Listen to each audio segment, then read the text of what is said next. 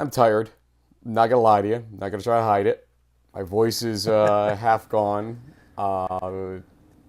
Ref 13 games over 3 days, and in between those 13 games, in between games 9 and 10, we'll say, I took a trek up I-5 and went to see Chapman host Redlands, and great experience. But you lived in California for a little while, and Yeah. I got to take your or get your take on something, I should say. If you were standing on top of a football field that just happened to be the roof of an underground parking garage, and when the players came out and ran onto the field, the thing started shaking and bouncing on you, would you have assumed the worst, or what would you have assumed? Well, if I didn't really know about the parking garage thing, I mean, I lived through a couple of earthquakes out there, and a few of them were, well, two really sort of freaked me out because they really, the building, when stuff that you think is solid starts moving in ways it's not supposed to, it is very disconcerting. So I think I would probably be a little alarmed, but if everyone was just sort of standing around and didn't seem to be worried about it, I guess I would have been like, okay, this is normal, I think. Yeah, that was kind of my reaction to it. And during the game itself, obviously, as players were running around on the field, it was still bouncing in certain areas of it. And everybody was okay with it, as you said. So, and you may have seen the interviews I did with Coach Shine and the players, where Coach Shine was like, yeah, we're used to it. I'm like, oh, God, okay. Puts a little spring in your step, literally, boing. It really does. Here's what I will say. Great college, great university in terms of looks and feel out there. Obviously, it's kind of pigeonholed inside of a somewhat densely populated zone there. It's not as dense as, let's say, Los Angeles proper or anything like that. But, Yeah. As they try to build things, the only place they can build them is under at this point because they can't go up. The neighbors and all that stuff. So thanks to everybody over at Chapman for a great Saturday night. I'll admit it, I took an hour nap in a rest area on the way back down I-5 because there's only so much your body's going to be able to take at 49, folks. Let me just tell you that right now. But I think it was at 42,000 steps over 2 days, Friday and Saturday. I didn't even look at what I added on Sunday on top of it. That's a lot. And let's just say that I didn't go partying on Sunday night or anything like that because there was nothing left. I grabbed dinner, I went to bed, got up, flew back. Here we're doing this on Tuesday late afternoon, this recording, because I just literally got back a little while ago. So we apologize for going out on a Wednesday with the show, but obviously it left us no choice here with the way schedule worked. I don't even know where I'm going this weekend. Maybe we can talk about that at the end of the show after Crunchtime. I can't talk, so let's just do this. It's in the Huddle. It's Crunchtime Week 5 episode, Season 18 of the aforementioned In the Huddle.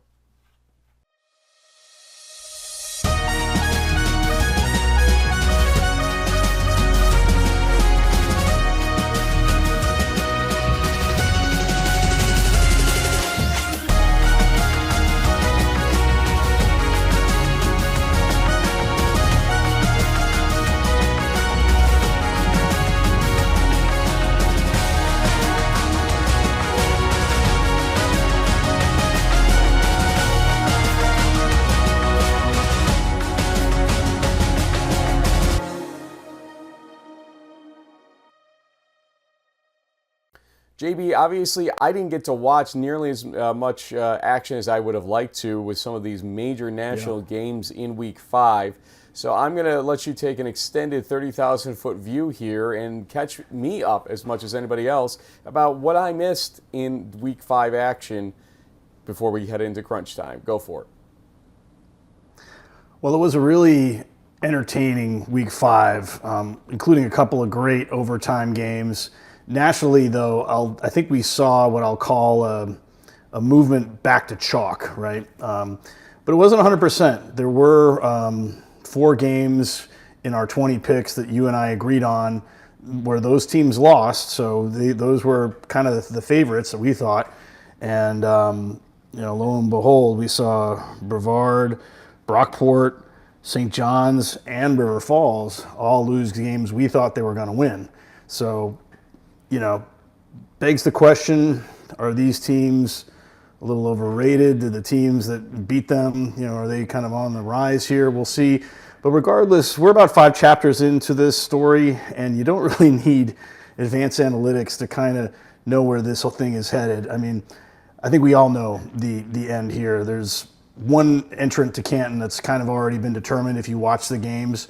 And then on the eastern side of the bracket is where things will be interesting, and it'll be curious to see if any of these WIAC teams end up on that side, because even though they keep having entertaining games, and you hear about them for the first 20 to 30 minutes on other podcasts, we're seeing the signs of the parity and kind of the meeting of the middle that Coach Jennings alluded to leading into the week 1 game that he had against North Central. So while I don't think we'll see a WIAC team run the table, and it's a great conference with some very good teams, I just don't know if there's a great one that can really compete for a national championship. I think the conference season is going to be great. There's going to be a lot of surprises, a lot of ups and downs. It's going to be really hard to get unscathed. But I think, we might see a repeat of last season. But that said, there's a lot more to D3 football than Minnesota and Wisconsin. So let's get into it.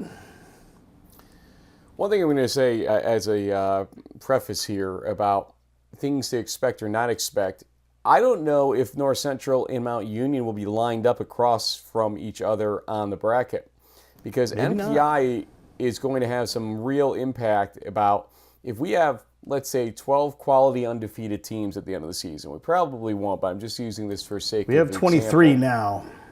Yeah, and so that is going to lend to a real issue about how those teams will be ranked, because 1 through 4 are supposed to be the 1 seeds, and 5 through 8 are supposed to be the 2 seeds.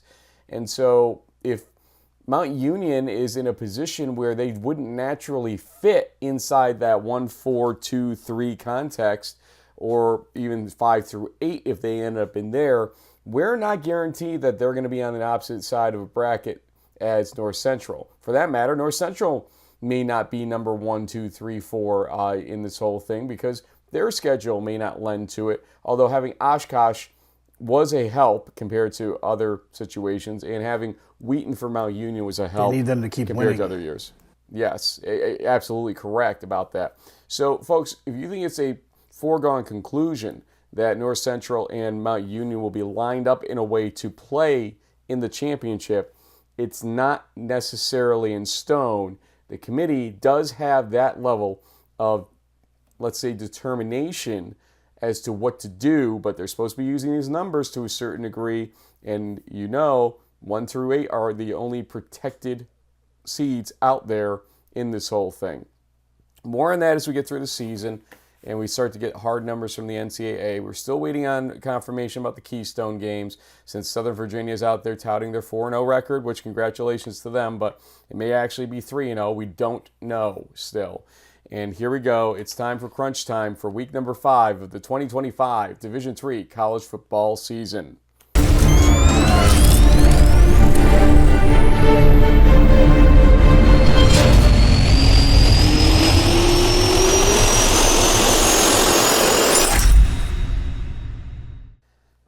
Let's start in Region 1 with Salve Regina at Springfield. Second quarter, 7:50 left. Trey Rios gets a 43-yard touchdown pass from TJ Welch to make it a 13-0 lead for the Pride.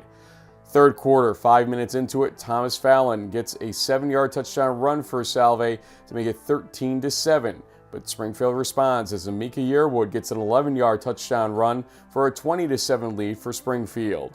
Fourth quarter, Salve tries to come back. Spencer Chapman gets a 44-yard touchdown pass from Thomas Fallon to make it 20-14.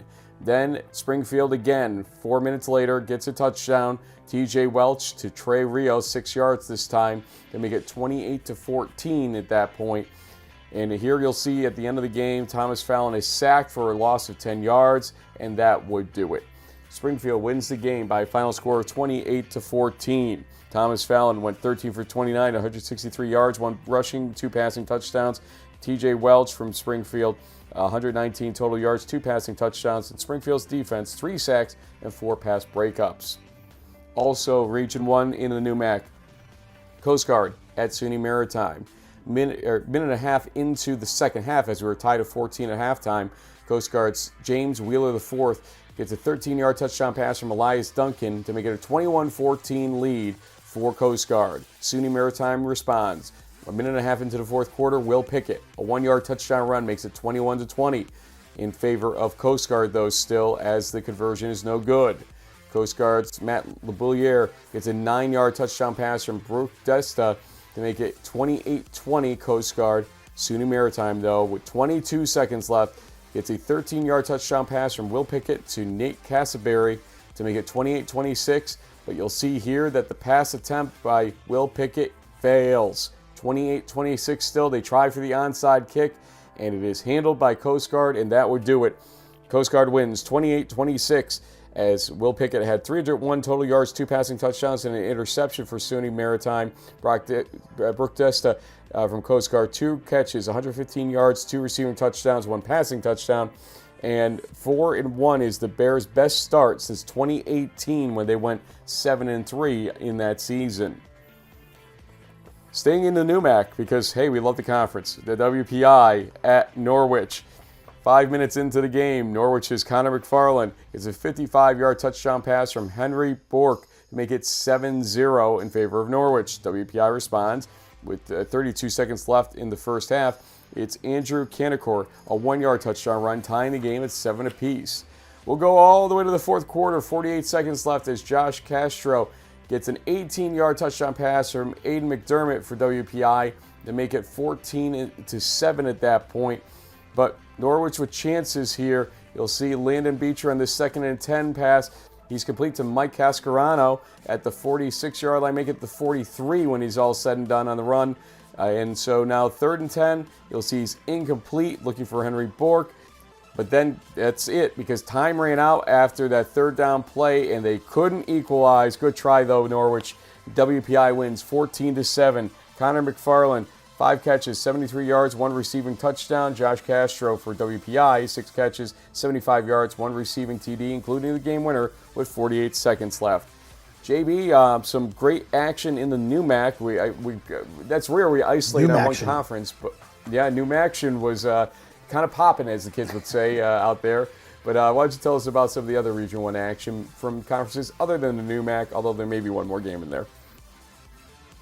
Yeah, there wasn't really a lot of competitive games elsewhere in the MASCAC or the CNE. I mean, the Endicott UNE game ended up kind of being a dud. We thought that might be one of the big games in Region 1, and it was for Endicott. They won 53-14. Speaking of the NUMAC, look at this score, Frank. Merchant Marine hangs on to win 6-3. It was a field goal kickoff there between them and MIT.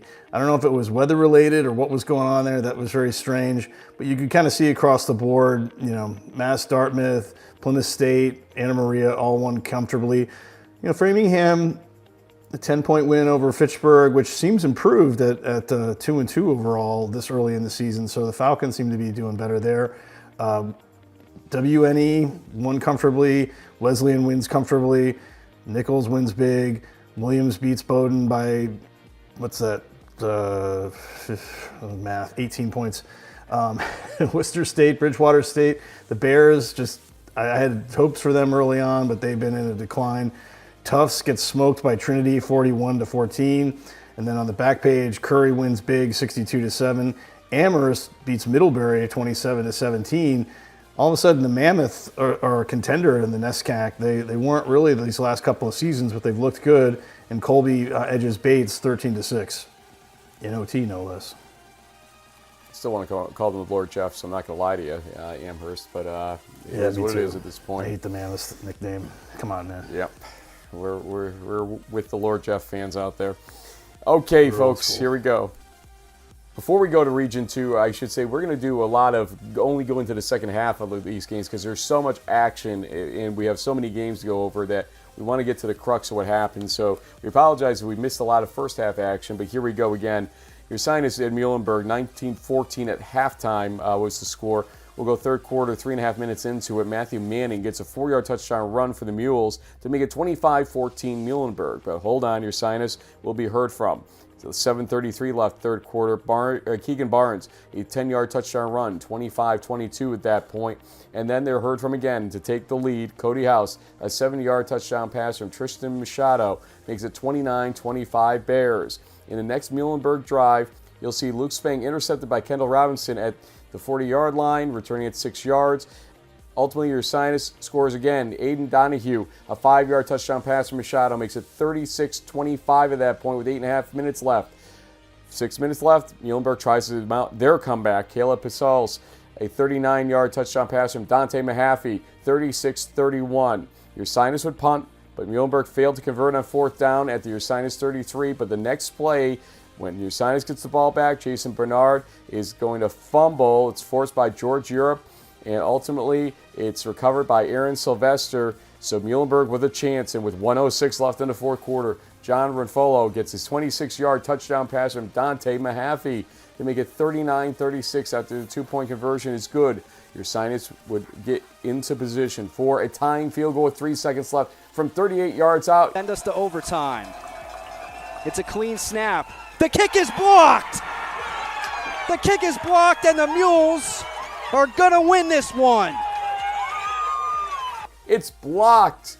My goodness, Chris Holland is awarded with the block, and that would do it. Muhlenberg holds on for the 39-36 win. The teams combined for 881 yards of total offense. Tristan Machado from Ursinus, 29 for 45, 329 yards, 4 passing touchdowns. Dante Mahaffey from Muhlenberg, 319 total yards, 3 passing touchdowns and an interception. And Chris Holland, the tight end for Muhlenberg, with the blocked field goal. In the end, Jack, Christopher Newport visited Rowan. We were tied at 20 at halftime. 8:30 left third quarter. Michael Serfati gets a 9-yard touchdown pass from Nate Myers for Rowan to make it 27-20 Profs. Fourth quarter, 12:26 left. It's a tie game because Colin Hart finds an 80-yard touchdown pass from Connor Berry. Where did he come from this season suddenly? Connor Berry ties that game 27 apiece with his arm. Fourth quarter, 3:36 left. Michael Serfati, a 23-yard touchdown run, makes it 34-27 at that point for Rowan. But 41 seconds left, fourth quarter. Christopher Newport's Connor Berry ties it with his legs this time, 34 apiece, as the 14-yard touchdown run is good. We'd go to overtime. Both teams scored 7 in the first overtime, so we go to his second overtime. In Christopher Newport's end of it, Gunnar White gets a 3-yard touchdown run, and they get the 2-point conversion pass to make it 49-41. On Rowan's side of things, 3rd and 6 from the 8-yard line. Nate Myers is intercepted by Noah Martin at the goal line, and that would do it. In double overtime, Christopher Newport wins 49-41. Zarfati from Rowan, 122 total yards, 1 receiving, 1 rushing touchdown. Connor Berry for CNU, 27 for 44 day, 434 yards passing, 5 passing TDs. And Noah Martin from Christopher Newport, the game-winning interception in double overtime. We continue. Utica at Cortland in a big Empire 8 matchup. Second quarter, 1:46 left. It's Mike Rosigno. We mentioned his name on our Friday show, and here he is with a 15-yard touchdown run, 14-7. Cortland leads. Then Jacques LaPrairie gets a 41-yard touchdown pass from Sam Cotton. So a little trickeration going on around here somewhere. 21-7. Cortland leads at that point, 10 minutes into the second half. 1 minute left third quarter. Antonio Gianferrani gets a 50-yard touchdown pass from Tyler Solkowski. I think I might have finally got these names right. 21-13. Cortland still leads, but Utica trying to come back. Well, 5 minutes into the fourth quarter, Cortland says no as Mike Rosigno gets an 8-yard touchdown run to make it a 28-13 lead for Cortland. Last-ditch attempt here for Utica with 30 seconds left, but you'll see Tyler Solkowski is intercepted by Alan Flory Jr., and that would do it. The Cortland Red Dragons win the game 28-13. The teams had nearly identical offensive days, 1 yard apart. Zelkowski, 23 for 44, 339 yards, 2 passing touchdowns, 2 interceptions.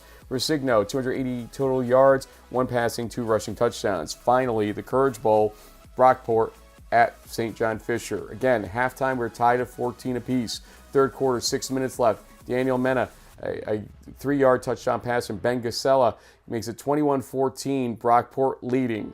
We'll go to the first play of the fourth quarter, though, as Jackson Cusack gets a 4-yard touchdown pass from Mason Lister to tie it up for St. John Fisher, 21-21. First play after the 2-minute timeout. How about a Dominic Greco 24-yard field goal for Fisher to make it 24-21?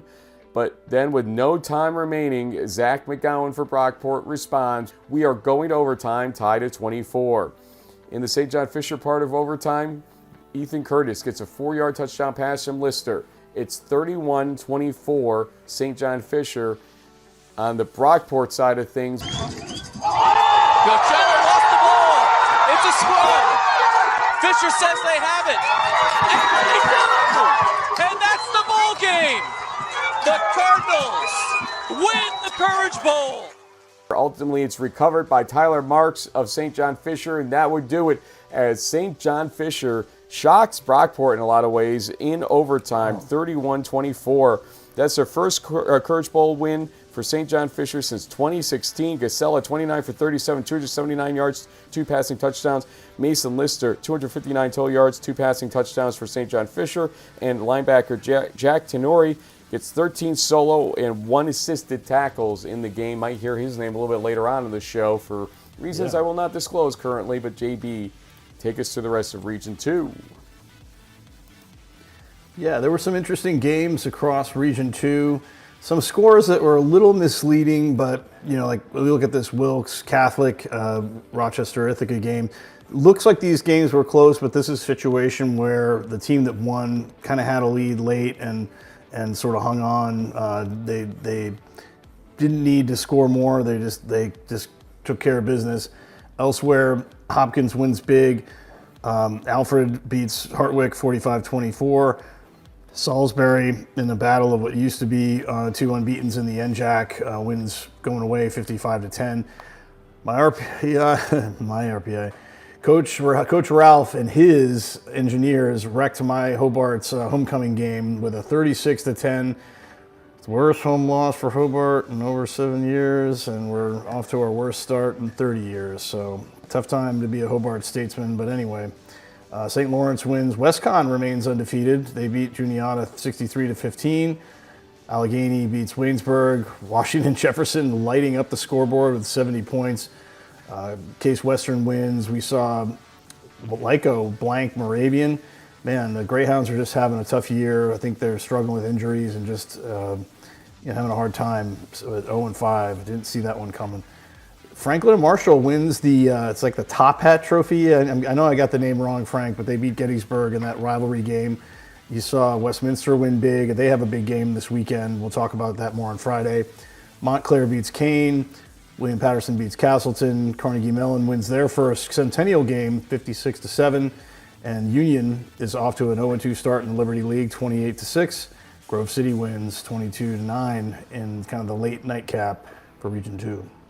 Got to correct you because I don't think you realized you did it. Union's 2-0, not 0-2 in the Liberty League currently. Oh, so yeah. I have this weird echo from the headpiece, and sometimes I just say dumb things. Like last week I said, that guy can throw and pass. I meant he could run and pass, but, anyway. Playing the earpiece. I get it. I get it. Okay. Let's go to Region 3. Yeah. Brevard is at Belhaven to start action here in the USA South. 9 minutes into the third quarter, here's Jadian Deaton getting a 3-yard touchdown run for Brevard to make it a 17-3 lead by Brevard. But Belhaven would be heard from 2 minutes later. Wyatt LaCastro, a 21-yard touchdown pass from Brock Morris, made it 17-10 at that point, and Belhaven would add on a minute into the fourth quarter. Here's Lindell Boatman, getting a 23-yard field goal, 17-13. And look at this, 17 unanswered points by Belhaven. It turns out to be 5:34 left fourth quarter. LaCastro, 53 yards from Brock Morris, makes it 20-17. Belhaven has taken the lead. Brevard does respond with 24 seconds left. Hayden Vandegrift, a 41-yard field goal, ties it up at 20 apiece. Guess what? We go to overtime. I know it's shocking around here. Brevard, on their 3rd and 5 play, is intercepted. Ethan Beamish was intercepted by D. Gray, and so we're going to see here all Belhaven needs is a field goal, and they do it at the 1-yard line on 3rd down, and it is good from 18 yards. Lindell Boatman wins the game for Belhaven, and what a game that was. 23-20 in the big comeback as Brevard had led 17-3 with 6:17 left in the 3rd quarter. Beamish, 21 for 34, 245 yards, 1 passing touchdown for Brevard, and an interception. Brock Morris, though, for Belhaven, 13 for 24, 271 yards, 2 passing touchdowns, and an interception. Let's go to the SAA for Millsaps at center. 14-10 center at halftime. 16 seconds into the 3rd quarter, the 100-yard kickoff return for a touchdown by Cree Ross. I'm talking slowly, so we make sure we get this entire 100-yard run to make it a 20-10 center lead in this game. We'll go then just 9 seconds later, the next play from scrimmage, Greg Donaldson, 50-yard touchdown pass from Grant Bizjack, makes it 20-16 as Millsaps tries to respond, and they continue responding 4 minutes later. Derek Tasby Jr., a 29-yard touchdown pass from Bizjack, makes it 23-20. Millsaps has taken the lead in this game. 5:35 left 3rd quarter. Gianni Hunter, a 14-yard touchdown run for center. He says, give me that lead back, please. 27-23. But 2:47 left 3rd quarter. What a freaking 3rd quarter this was. Grant Bizjack, a 1-yard touchdown run, takes the lead back for Millsaps, 29-27. Mercifully, we get to the 4th quarter, and it's Gianni Hunter taking the lead back for center. A 2-yard touchdown run, 35-29, center leading. 2 minutes later, Tamiron Patterson gets a 51-yard touchdown run to make it a Millsaps 36-35 lead. My goodness. 4th quarter, 7:36 left. You'll see Bizjack here fumbles the ball. Ultimately, after everything's said and done, they're going to award a safety to Temis Casey, make it 37-36. So center takes the lead back on a safety because they were only down by 1 point. In the next drive with 2:20 left, you're going to see here Jack Goman for center is intercepted by W.H. Carver. So Millsaps still with a chance with 50 seconds left. And here's Grant Bizjack rushing and fumbling. Ultimately, it is recovered by Will Nichols for center, and that would do it. What a game this was. 37-36 center wins. Bizjack, 18 for 26 for 302 yards, 3 passing touchdowns. That's for Millsaps. On the center side, Jack Goman, 21 for 37, 267 yards, 1 passing touchdown, 2 interceptions. Temis Casey, the tackle for loss for the safety, ultimately was a difference maker in that game for sure. The game-winning safety, as we call it.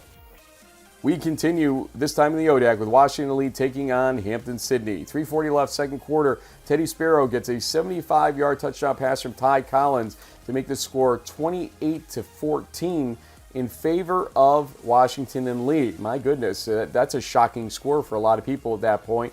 But surely Hampton-Sydney would come back. 22 seconds left 2nd quarter. Terry Hicks, a 7-yard touchdown run, makes it 28-21, having the lead at that point. We'll go to the second half. 5.5 minutes into it, Anthony Crawford from Washington Lee gets a 7-yard touchdown run of his own to make it 35-21 Washington Lee. 14:05 left 4th quarter. Hampton-Sydney's Terry Hicks gets a 1-yard touchdown run, 35-28. Still in the deficit, though. The Generals, with 9:42 left in the 4th quarter, has another touchdown from Anthony Crawford, a 2-yard touchdown run this time for 42-28 in the lead. Hampton-Sydney does respond. 7:03 left. Joseph Gonzalez, a 19-yard touchdown run, 42-34. Hampton-Sydney trying hard to come back. We'll go to the 2-minute timeout, and ultimately the next pass out of it is Carter Saito being intercepted by Will Mahmoud of Washington Lee, and that would do it. Washington Lee wins against Hampton-Sydney on the road, no less, 42-34. Saito, 20 for 32, 254 yards, 1 passing touchdown, and an interception for Hampton-Sydney. For Washington Lee, Anthony Crawford, 24 carries, 104 yards, and 4 rushing touchdowns on the day. That one is a little bit of a shocker, as I suggested, just from the early score there, JB, and we'll see how it plays out in the Wacky Odaki coming up. We'll talk a little bit more about that conference on the other side of Crunch Time. Go ahead with the rest of Region 3. Well, there were only, 12 games on the slide here, so not a ton of other stuff, but look at this, Frank. LaGrange is quietly has the second best record overall in the USA South with 3-1. They're tied for first with Huntington, Belhaven, and Southern Virginia of all teams. But hey, congratulations to them on a great start. Barry wins big. We saw Southern Virginia move to 4-0. They're winning their games. We're not sure who they're playing, but they have a big game this weekend. We'll see how they fare. We probably could have done some highlights on this Bridgewater-Shenandoah game. It was a close one, came down to basically a field goal. Contenders maybe for that Chesapeake Bowl series, but look at Randolph-Macon, 4-1, 3-0 overall. They took care of Roanoke 35-17. They seem to be the class of the ODAC now, especially with what happened to Hampton-Sydney and Washington-Lee, who's been up and down this season. But this weekend was also big for the ASC kicking off. And as we kind of thought, Hardin-Simmons and UMHB won their games, although give ETBU credit, they were giving the Crusaders a really hard time in the first half. That 42-28 final score is a little misleading, and Trinity seems to be who we think they are. They also had a slow start, but then exploded for 65 points in a pretty one-sided win over an improved Southwestern team. Elsewhere, Maryville continues to move down the line. They're 4-0. They haven't played an SAA game yet. Well, I guess technically they did over Sewanee. I don't know why the scoreboard didn't update that. That should say 1-0 and 0-1, but hey. Huntington wins, and Austin gets a nice win in their first SCAC game here against Centenary, 41-15. Hopefully, magically, that SAA stat will update correctly sometime between now and tomorrow. I'm sure it will. Well, otherwise, the AI will be paying a price for that. Here we go with Region 4, Wabash at John Carroll.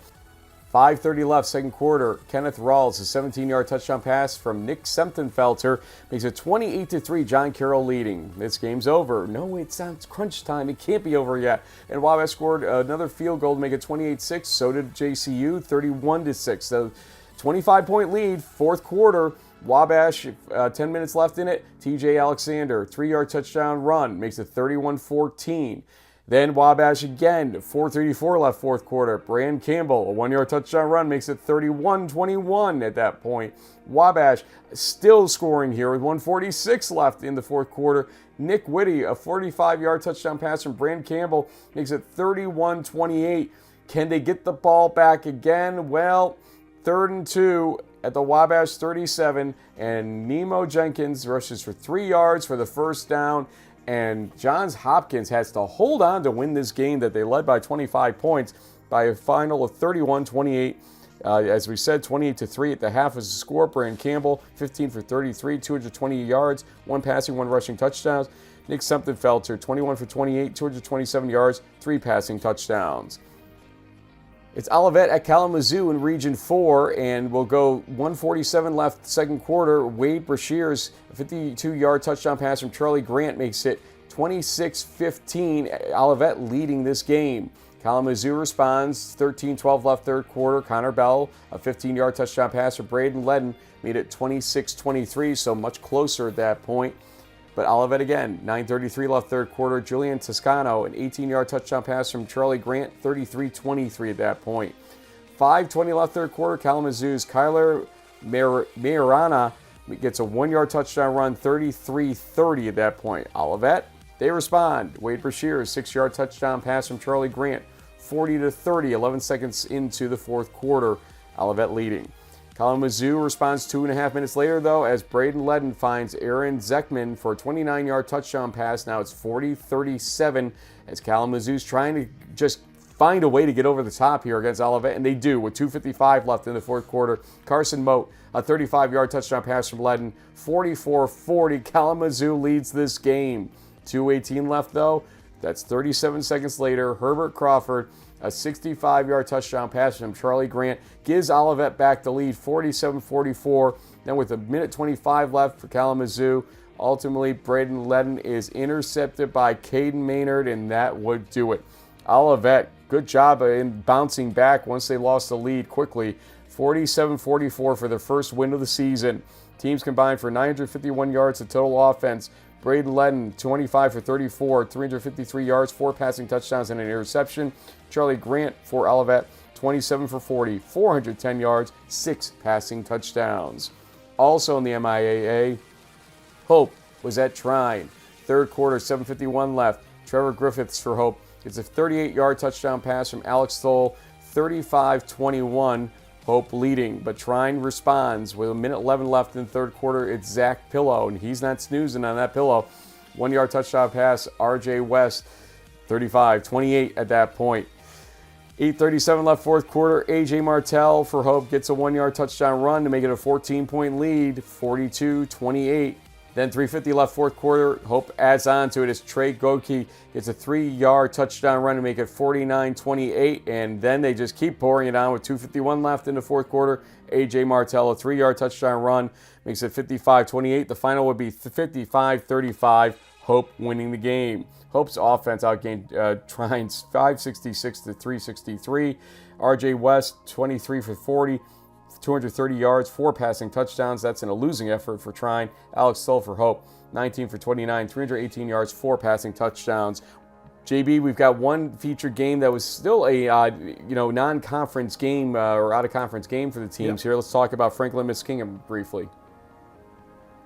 Yeah, Heartland OAC matchup you don't see very often, although obviously this year there's been a little overlap with the scheduling.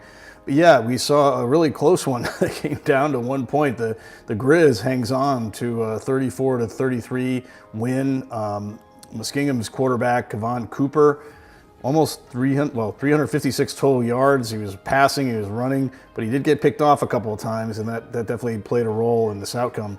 Marshall Kamick from Franklin had 374 total yards. A lot of mobile quarterbacks going on here. So this ended up being a little bit of a shootout. Doesn't really count towards the conference races, but still an exciting game there in Region 4. Elsewhere, we saw DePaul, holy smokes, 75-0. Ouch. That was both an impressive offensive and defensive output by them. The Tigers flexing a little bit. Adrian goes to 5-0. Look at them go. No Boudry and company, 28-7. And that one, Mount Union breezes by Otterbein, although to be fair, it was only 20-7 at the half.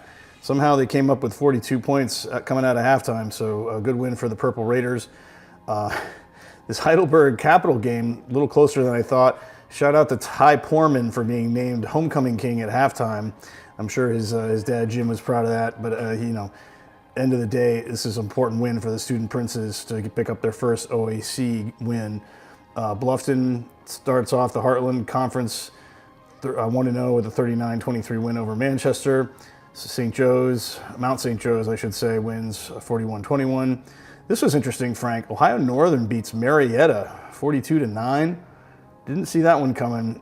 Be curious to see what goes on with Marietta next week. I think they're actually playing Heidelberg, so we'll keep an eye on that one. Worcester edges Wittenberg 14-12. Hanover wins big 44-10. Calvin gets smacked by the Scots. Good Scots, 55-6. And maybe Carter St. John and company took exception to people saying they shouldn't have won last week, so they made sure that Calvin's first loss would be a memorable one. And then finally, Denison takes care of rival Ohio Wesleyan 35-20 in the NCAC. How about some little brass bell action in Region 5 as Wheaton took on North Central. Second quarter, 9:22 left. North Central, Sean Allen, a 14-yard touchdown pass from Garrett Wilson makes it 14-0, North Central leading. Then 5:34 left in the second quarter. Jack Rummel, a 38-yard touchdown pass from Garrett Wilson makes it 21-0. Wheaton, come on, Wheaton, where are you in this game? Well, here's Wheaton's opportunity. 2:50 left third quarter, but Matt Kreider is intercepted by Danny Nuccio, and that was a touchback ultimately, so they had their chance there from the 13-yard line. Then 13:40 left in the fourth quarter. Mark Fercucci is sacked for a loss of 10 yards to the NCC 23. That's a turnover and downs. North Central just keeps pouring on offense, so 8:07 left fourth quarter. Sean Allen a 4-yard touchdown run, 28-0. And then Sean Allen one more time, a 15-yard touchdown run with 4:22 left in the game, makes it 35-0. That's the final score. North Central wins 35-0 and retains the Little Brass Bell. It's the first NCC shutout of Wheaton since 1964. It's 61 years for those counting. Mark Forcrucci, 15 for 26, 150 yards. Garrett Wilson for North Central, though, 15 for 16, 172 yards, 2 passing touchdowns and interception, 73 rushing yards. His only incompletion was an interception. That's crazy. Let's continue. Concordia, Wisconsin at St. Norbert. Minute into the second quarter, Jason Leonard for Concordia, Wisconsin gets a 10-yard touchdown pass from Roman Funk. 21-6 is the lead at that point. St. Norbert kicked a field goal, got the ball back quickly, though, also here, as you'll see on the kickoff. Fumble, and it's recovered by St. Norbert, and ultimately it will be a touchdown. 21-17 as Christian Nibong gets that 32-yard fumble recovery for a touchdown. Third quarter, 10:15 left. St. Norbert, though, trying here, and Michael Meneguzzo is intercepted by Devin Glowicki. I get the tough name, and I can't say anything else after that, but nonetheless, the interception. And so Concordia kicks a field goal in the fourth to make it 24-17, their lead. We'll see opportunities galore here for St. Norbert. First, 11:40 left, 4th and 5 at the 37-yard line of Concordia, and Meneguzzo is incomplete on that one. Then 3 minutes later, 4th and 1 from the St. Norbert 36, and Jacob McVeigh can't get any yardage, so they thwart that attempt. And 1:30 left in the fourth quarter, 4th and 6 at the Concordia 40. Meneguzzo is incomplete to Bailey Tureen, and that would do it. They had 3 legitimate chances there to try to tie or take the lead in the game. They couldn't. 24-17, Concordia, Wisconsin wins. Meneguzzo, 17 for 31, 164 yards, 1 passing touchdown and an interception for St. Norbert. Roman, we want the funk. Whatever it is, it's the funk. Getting a 14 for 27 day, 178 yards, 2 passing touchdowns. We got to meet this guy at some point in time and apologize for what we've done to him. Illinois Wesleyan in the CCIW takes on Washington University. 8:02 left third quarter. Matthew Kinoshita, a 30-yard touchdown run for Wash U, makes it 28-13, but a response by Illinois Wesleyan, down by 15 points. Here's Danny Kent, the 80-yard kickoff return for touchdown, 28-19 response. 50 seconds into the fourth quarter, Wash U's Levi Moore, 10-yard touchdown run, 35-19 at that point. Illinois Wesleyan trying to come back. Will Naza, a 10-yard pass from Dermot Smith, 35-25. They trail by 10, but Wash U's Fred Ware with 7:53 left in the fourth quarter gets a 53-yard touchdown run to make it 42-25 at that point, Wash U. Here comes Illinois Wesleyan, though. Malik Gray, a 1-yard touchdown run, makes it 42-33 with 3:24 left, and then with 1:03 left, Dermot Smith, a 2-yard touchdown run, 42-40 at that point. And then the onside kick is going to be controlled by Wash U, and they're able to run out the clock, but a furious comeback by Illinois Wesleyan is thwarted by Wash U, 42-40. Wash U's offense rushed for 421 yards on 48 attempts. Dermot Smith, 394 total yards, 2 passing, 2 rushing touchdowns. JB, tell us about one more featured game in the Midwest Conference. Well, Coach Cat and the Foresters of Lake Forest got their first Midwest Conference win, and more importantly, this was Coach Cat's 100th career win as a head coach. And I remember when we texted him, Frank, I think he sort of joked, hey, not bad for a guy who started out 7-23. So it's a great run for Coach Cat, and we were happy to see him in the win column. Congratulations on your 100th win. Elsewhere in Region 5, kind of what you'd expect. Wartburg staying undefeated, scoring a little more points than normal, but their defense is still just hard to break. I mean, have they even allowed a touchdown this year? I mean, other than the garbage time against Cove, there's something else. Aurora wins big. We saw Illinois College put up 59 points. This was an interesting and a good one. Augustana beats North Park 24-21. Cornell beats Beloit 26-19. Carroll beats Milliken 28-17. We saw Carthage, Central, Chicago, and Co. all win pretty easily. Same thing with Concordia. Chicago took care of Eureka 49-20. Benedictine, they lost in OT last week, bounced back with a 42-9 win over Rockford. And then Monmouth continues to stay unbeaten at the top of the Midwest, 49-9 over Grinnell. And then Dubuque wins 21-10 over Nebraska Wesleyan to wrap things up in the ARC. And we'll wrap things up in the overall context of Week 5 in Region 6 as we begin with the Wisconsin Specials. First off, we're going to see here, it is Wisconsin lacrosse at Wisconsin Whitewater. 8 seconds left, second quarter. Seth Adams, a 45-yard field goal, gives the homestanding Wisconsin Whitewater Warhawks a 17-0 lead. Well, here we go, folks. That's when the fun begins, of course.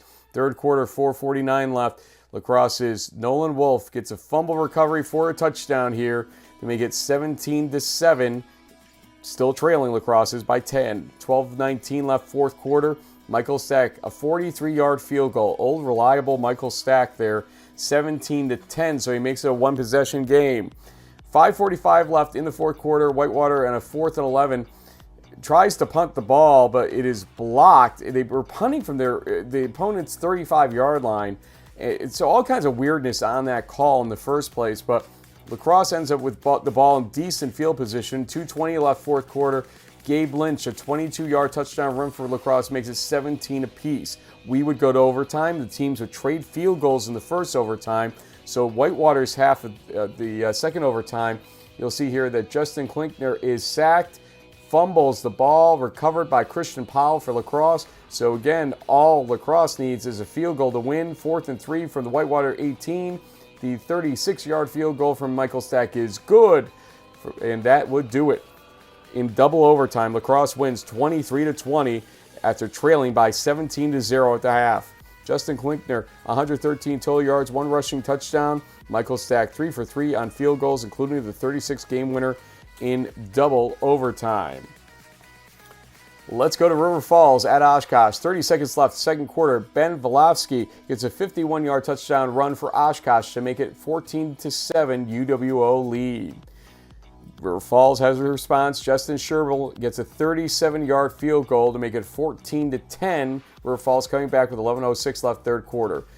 Then we'll go for 9:24 left in the fourth quarter. River Falls had a 4th and 1, but Caleb Blaha is stopped for a 1-yard loss at that point, and that's a huge stop.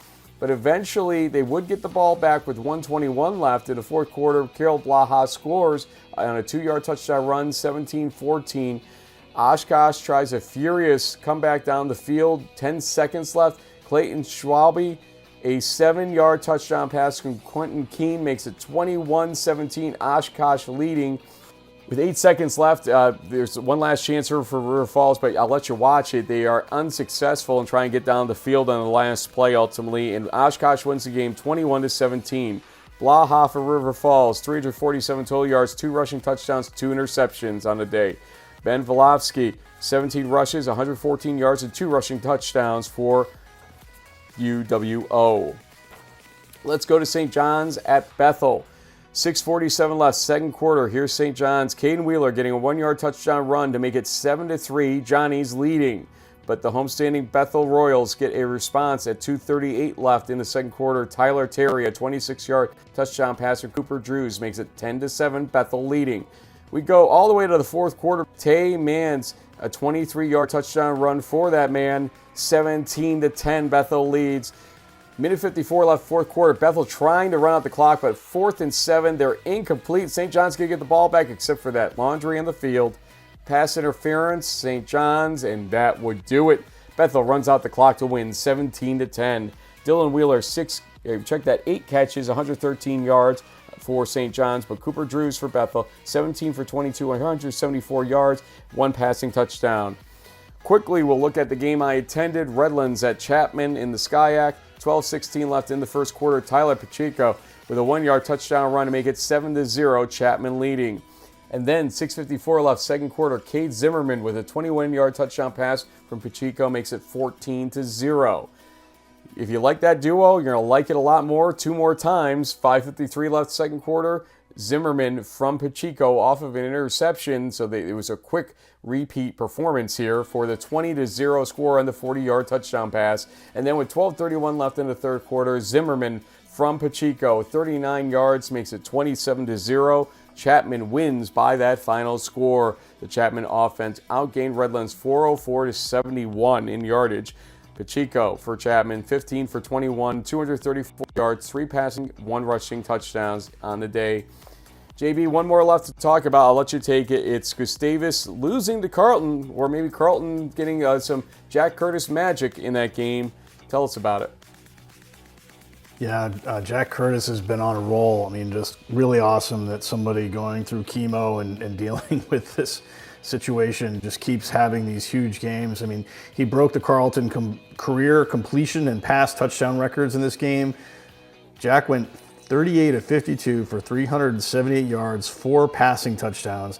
Now, I know he had 2 interceptions, but, you know, as a little hashtag after that, I'm sure when you throw the ball 52 times, you might get a couple of picks. It happens. But this 27-game losing streak to Gustavus, and the first win since 1989, that's before Jack and pretty much all his teammates were born. So that's a big deal for Carleton. Carleton is 3-0 in the MIAC, starting things off, 3-1 overall, off to a great start. So the Knights are really rolling here. And, man, can't say enough about the job that Jack Curtis and his team is doing so far in MIAC play. Speaking of MIAC play, we saw Augsburg take care of St. Olaf. In the WIAC, we had Platteville win 52-0. I'm still not sold on these guys. I know they're defending champs, but we'll have to see how it goes this weekend. They've got a big game against River Falls. Concordia Moorhead beats St. Scholastica. Stout takes care of Eau Claire. You saw Greenville beat Westminster of Missouri in UMAC. Out in the Northwest, we saw Whitworth take care of Pacific 28-14. Lewis and Clark still undefeated, 4-0, 58-21 over Puget Sound. You saw Pack Lutheran narrowly get past Willamette, 31-28. Linfield is finally back in action, 35-17 over George Fox, who's surprisingly 0-4. Didn't see the Bruins having that rough a start, but so it goes. Minnesota Norris picks up their first win of the season with a 35-28 decision over Mountain Luther. We got Laverne dropping a 34-12 game to Pomona Pitzer, who's 2-0 in the SCIAC. They have a big game this weekend. Hamline loses to Hamlin, I should say, loses to McAllister 29-0. Crown takes care of Northwestern 22-3, and Kowloon, who's also 4-0. We heard you out there in our internet in our Instagram feed. People are like, guys, 4-0 Cal Lutheran. Why aren't they in your top 50 or top 40? Well, let's see who else they can beat. But they did take care of Claremont Mudscripts 22-17. So we'll keep an eye on the Kingsmen. Indeed we will, and that was Crunch Time for week number 5 of the 2025 Division III college football season. JB, let's fly a little bit here with these MVPs. Michael Stack was somebody that we saw having an okay game against RPI last year in person, but he was really an old reliable for that team the year before that, so we were expecting great things last year. Then this year he seems to be coming back with a vengeance because that was a great performance in the game versus Wisconsin-Whitewater. And the value of having quality kickers, if you didn't believe in it, watch that game one more time because he was needed there to help them stay alive in overtime and then win it at double overtime ultimately. Tell us more about Michael Stack. Well, he was just clutch. He kicked 3 field goals, and they needed all 9 of those points in order to come back and to beat Whitewater. So in the WIAC with these close games, having a reliable kicker who can hit them from 30, 40, or longer is huge. I mean, there were some other great special teams performances, but that was one of the biggest, if not the biggest game of the weekend, and Michael came through big time. Speaking of coming through big time, even though Olivet normally doesn't get a lot of national press, their quarterback threw for 6 touchdowns and picks up their first win of the season. So congratulations to them. That's a huge deal. And then also on the defensive side, ironically, when I listened to Around the Nation, both Stack and Tenori, my special teams and defensive player MVPs were also picked by Pat and Greg for their game ball section.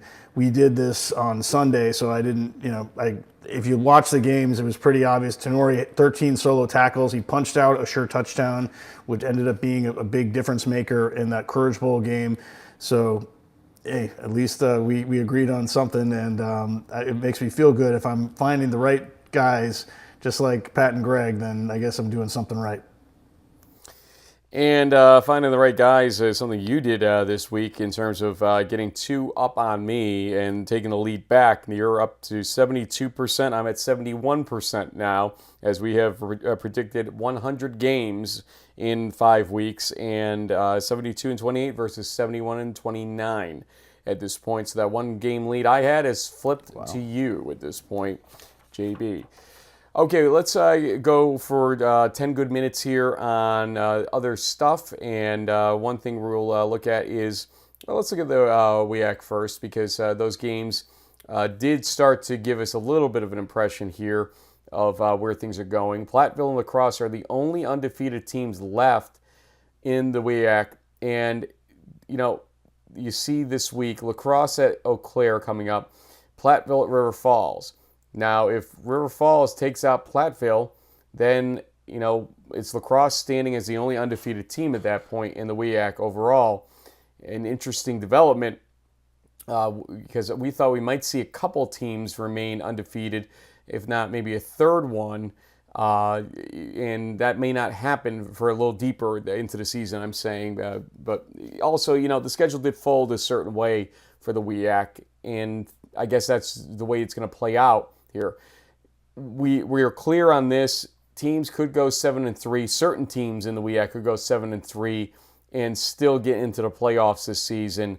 So just because teams are looking like they might pick up a second loss this coming week, they're still not dead in that context.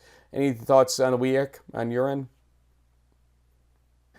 No, I'm just looking forward to seeing this River Falls Platteville game. I mean, I still think the fact that they kind of were gifted a touchdown and then got shut out in the second half against Springfield makes me wonder how strong this Pioneers team really is. I mean, no shot to Springfield, but typically, you know, the WIAC champion's supposed to blow these teams out, right? And they didn't. So I'll be curious to see if Blaha and company can bounce back. It's like you said, it's not necessarily a must-win game, but you really don't want to be 3-2 if you're the Falcons. So it'll be an interesting one and one of the bigger games this weekend. Let's go to the SCIAC. We do not divide them yet into divisions. We're going to work on trying to get our AI to perform that function. But here's that Cal Lutheran situation we talked about in Crunchtime. Pomona Pitzer and Chapman. Those are the 2-0 teams. So it seems like the cream is rising to the top, 2-0 or 0-2 basically in the conference so far. And remember, this conference does a double round robin in the divisions and a partial round robin, or a completed round robin on the other division, I should say. So interesting to see how this plays out, because there will be a second bite of the apple for some of these games or teams that occur. Let's go to the other side of the country here, and we'll start with the NUMAC, JB. And it's Merchant Marine, it's Coast Guard. What did I say at your kitchen this year about the possibility? Yeah, wouldn't it be interesting if we had the NUMAC championship in Fenway Park in Week 11? Holy smokes. It could turn out that way. I mean, they're finding ways to win each of these teams. We'll see. I mean, Springfield is lurking back there. They played a tough conference, so they're 3-2 overall, but 2-0 in the NUMAC, and they could still run the table. That win over Salve was impressive, and they look pretty good. You know, Salve at 4-1. You know, they're still in the mix potentially, depending on how things shake out. You know, WPI had a big win this weekend, and yeah, so we'll see how the NUMAC continues to develop. But yeah, if you love the service academies, you want to see Coast Guard and Merchant Marine for the title. And we switch over in New England to the NESCAC here to see the four-way tie at the top. Amherst, Trinity, Wesleyan, and Williams. It's anybody's ball game here. Amherst against Bowdoin, Trinity against Hamilton, Wesleyan against Colby, and Williams against Middlebury. You know, usually I would say, well, probably they all win those games, but not the way this season's gone for the NESCAC so far. But the four leaders are not playing each other. That's the important thing I'm trying to say here. I mean, it's technically possible if all the favorites lose that we'd have a 7-way tie in this conference, I think. Oh boy. Let's not go there. The MAC, Stevenson is the cream right now at 4-0, 3-0, but Lev still there 3-0, and Misericordia of all things. I mean, really, this is just bizarre, some of these conference lineups with teams that were the also-rans suddenly being the, forefront rans on this whole thing. My goodness. But Stevenson seems to have a pedigree for these situations. They play, I believe, on Friday night this week. Yes, they do, against Kings, who is 1-3, 1-2, a disappointing season for the defending champs of the MAC. So a Friday night game at Stevenson coming up in that one. We've got the USA South and ODAC we'll look at in Region 3. Okay, again, it's Southern Virginia. It doesn't matter if the Keystone game counts or not. They are 1-0 in conference, along with LaGrange, Belhaven, and Huntingdon. Brevard, the team that seemed like they were looking upstart this season, at 0-1 because of the loss to Belhaven, JB. Yeah, that was one of the losses that we took in our picks. We thought that the Tornadoes, especially after they had that amazing comeback against Erskine, the upper division school, that they would be making their presence felt. But hey, credit Belhaven. They were a team that I picked as kind of my sleeper in Region 3. So thanks, guys. Thanks, Blazers. Helping me look a little okay, I guess. But we'll see how it shakes out. Look at LaGrange, Frank, kind of out of nowhere. Yeah. At 3-1, they have a winnable game this weekend against Methodist. I mean, they could be something to talk about later on down the line. Obviously, you've got some name brands like Huntington out there still. So we'll be curious to see how it goes in the USA South. No tiebreakers, hopefully. Yeah, exactly. Here's the ODEC. Randolph-Macon now in the clear lead, 4-1, 3-0. But Washington Lee is top the, tie.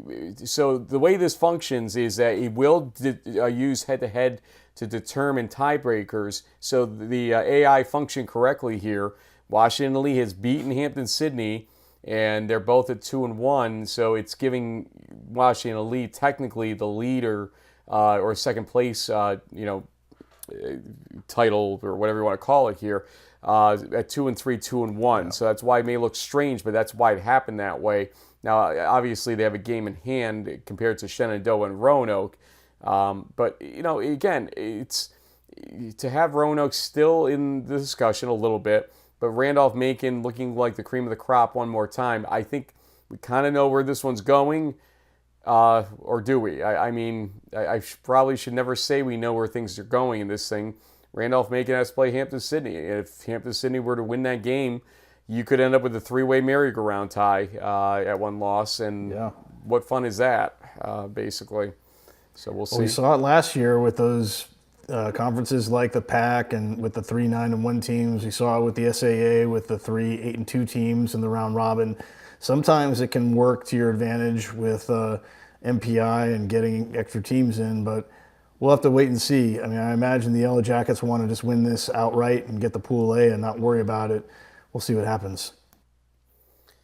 And we've got the Heartland here, and Bluffton is the leader along with Hanover and Mount St. Joseph, exactly how we drew it up, right? Yeah, exactly. Yeah, Bluffton and Hanover, hard to tell how good those teams are, although, I mean, the Hanover did beat Rose-Hulman pretty handily. Mount St. Joe's has played some tough out-of-conference games, so they could end up running the table and winning the Pool A at 8-2. We'll have to wait and see. And back to us here,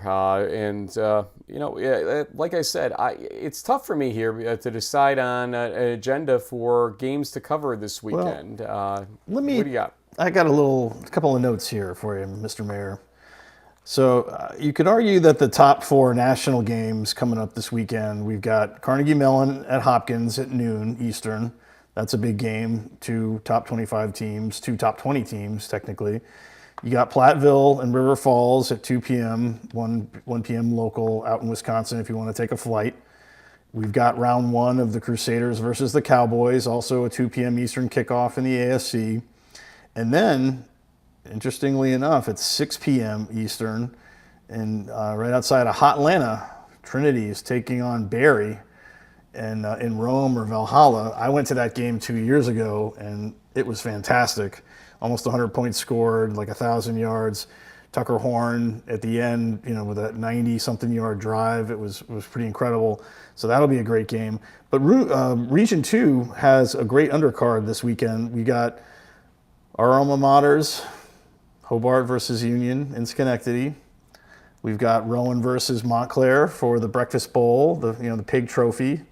We got Muhlenberg versus F&M, which is a big game in the Centennial. Can the Mules stay undefeated? You got Westminster of Pennsylvania taking on W&J in the pack. That's a big game for them. That's a 2 p.m. kickoff. And then out in the Midwest Conference, Illinois College is playing Monmouth. And those are the ones that kind of jump out to me as sort of the best games potentially. But yeah, you make the call.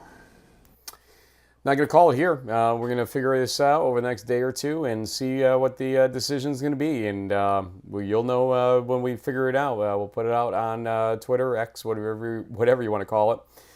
Since my voice is not carrying much here at this point and I was just stumbling over my own tongue, I think it's a great time to say, JB, why don't you give us our last look at Week 5 before we completely put it in the books. What are your final takeaways?